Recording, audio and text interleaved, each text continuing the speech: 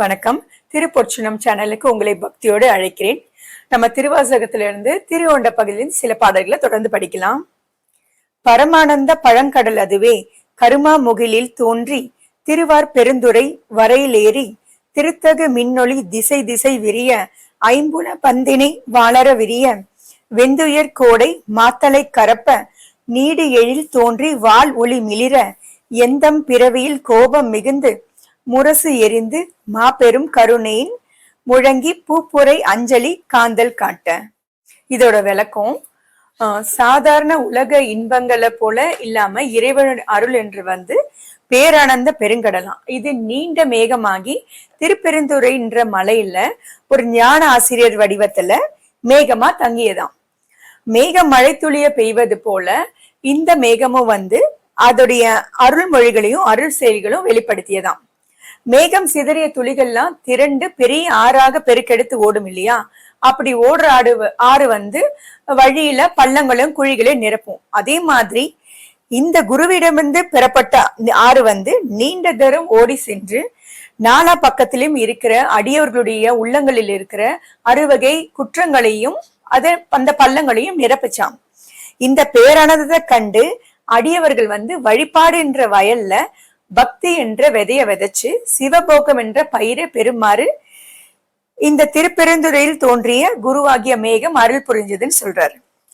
பூப்புரை அஞ்சலின்றது புஷ்பாஞ்சலி, அதாவது இறைவனுக்கு பூக்களை சமர்ப்பிச்சு வழிபடுறதான் இவர் ஓமையா சொல்றாரு.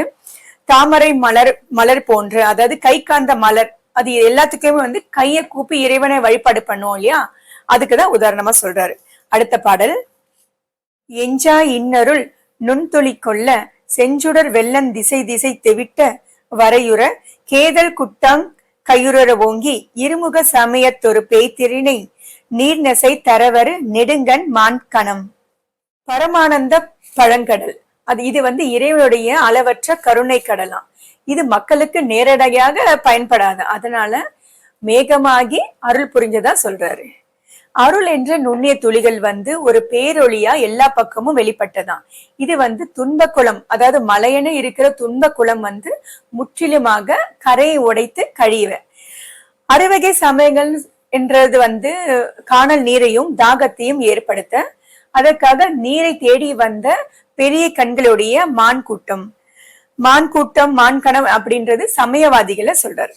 அடுத்த பாடல், தவ பெரு வாயிடை பருகி தளர்வொடும் அவ பெரு தாபம் நீங்கா தசைந்தன ஆயிடை வான பேரிரியாற்று அகவையின் பாய்ந்தெழு தின்ப பெருஞ்சுழி கொழித்து சுழித்தெம் பந்தமா கரை பொறு தலை திடித்து ஊழேழ் ஓங்கிய நகங்கள் இருவினை மாமரம் வேற்பறி தெழுந்து உருவ அருள் நீர் ஒட்டா அருவரை சந்தின் வான் சிறை கட்டி மட்டவிழ் வெளிமலர் குளவாய் கோழி நெறியகில்.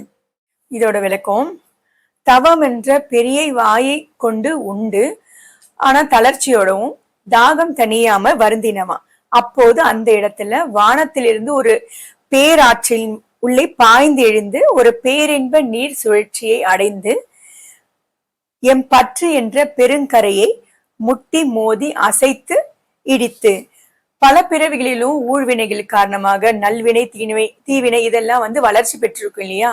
இவற்றை எல்லாமே வேரோடு பிடுங்கி எறிந்து அருள் என்ற வெள்ளத்தை பாய்ச்சி நிறைந்து அரிய மலைகளிலிருந்து தோன்றிய சந்தன மரங்களிலிருந்து உயர்ந்த அணையை கட்டி தேன் ஒழுகும் வாசனை மிக்க நறுமணம் கொண்ட மலர்கள் மிகுந்த குளங்களுக்கான இடங்களை அமைச்சு.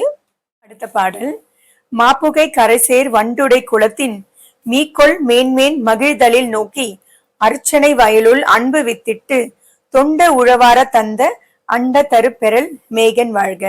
இதோட விளக்கம், பெரும் வாசனையான புகை நிறைஞ்ச குளத்துல வண்டுகள் மொய்ச்சிட்டு இருக்கான். அந்த இடத்துல அர்ச்சனை என்ற வயல்ல பக்தி என்ற விதைய விதைச்சு தொண்டர்களாகிய உழவர்கள் விளைய செஞ்சு அவங்க அருள் வெளியில பெறுவதற்காக அரிய மேகம் போல விளங்குபவனாகி சிவன் வாழ்கன்னு சொல்றாரு.